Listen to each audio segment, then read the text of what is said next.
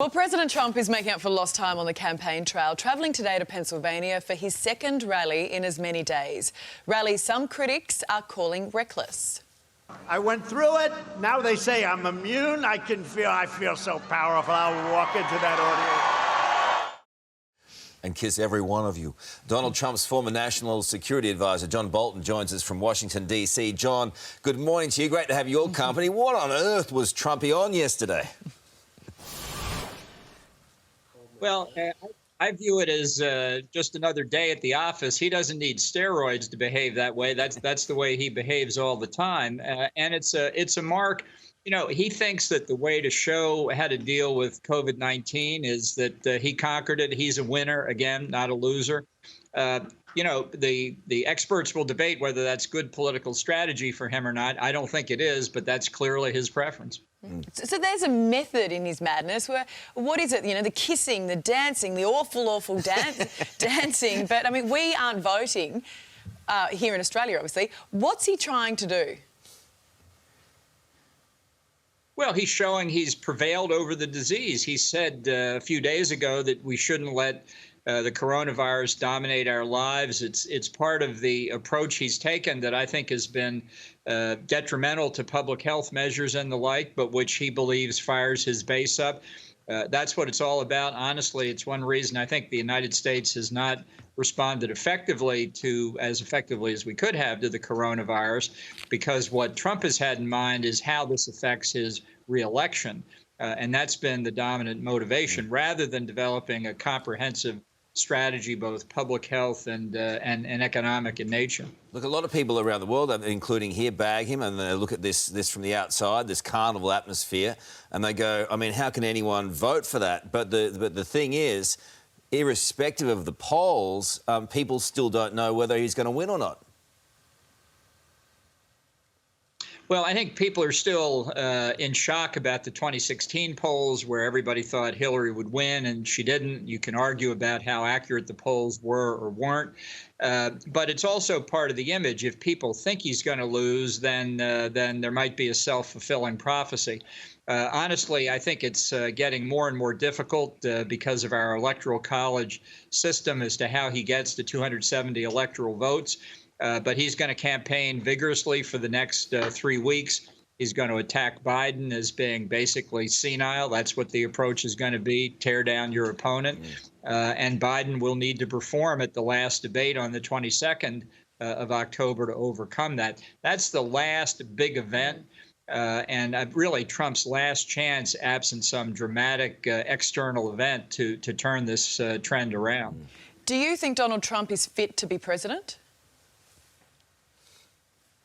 No, I don't, and that's one reason why I wrote the book, The Room Where It Happened, to show to Americans who obviously don't have the advantage of having seen him in operation that his reelection would pose risks to the United States. I think we can repair the damage he's done in the first term. But again, the experience under the coronavirus, to me, proves that in a real crisis situation, he simply doesn't understand what's necessary of a president. Now, this has not been a confrontation with a foreign power, but in a way, it's been like a biological weapons attack. And we have not done what America is capable of doing, and what I think under a different president might have been possible. You know, the thing is, though, I mean, he just sucks all the energy out of the room. He's a guy that is rallying his base. Whether you like him or not outside of that, you have to look at him and go, well, at least he's got the energy that Joe Biden doesn't seem to have at the moment. Is that going to be effective in rallying people to the polls to save his presidency? No one would write him off, would they? No, not at this point. Again, going into the election in 2016, you'd have to look long and hard for anybody who really thought Trump had a shot at it. And there was shock across the TV networks and the commentariat class when it happened. So even though Trump is further behind now at the national level than he was in 2016, and there's substantial evidence that he's losing some of the key states he needs to win, nobody will say confidently the polls are right. And this is an existential problem for the pollsters. If they don't get it right this time, their credibility may be forever damaged. John, you worked with him for a long time, for about a year and a half. What was he like behind closed doors? Pretty much like what you see in public. That's why I say he doesn't need steroids to behave this way.